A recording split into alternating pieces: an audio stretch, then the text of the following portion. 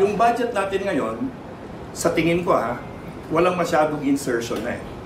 Kasi sinabi na ng Pangulo, gusto niya sundin yung National Expenditure Program talaga. So, okay, if you follow that, magkakaroon ka pa rin ng amendments. Ang diferensya ng amendment at insertion, yung amendment dumadaan dyan sa floor, dumadaan sa committees, maraming nag-uusap. Yung insertion kasi na nakaraan, walang nag-uusap, dalawa lang, no? Tapos isisingit na lang. Hindi dumaan, in other words, sa pagsusuri ng maraming congressman.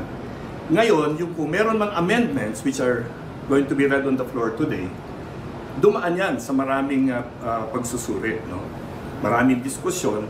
Ito ngayon ang final recommendation ng Committee on Appropriations. So, second reading tayo today. This is the last opportunity for, people to bring up amendments. Sa Monday, third reading tayo. Hopefully, there will not be much any more to do then. At i-approve na lang for transmission to the Senate. So, ganun yun.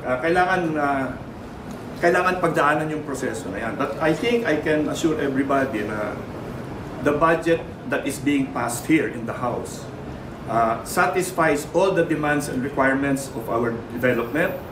It follows the ethical beliefs of our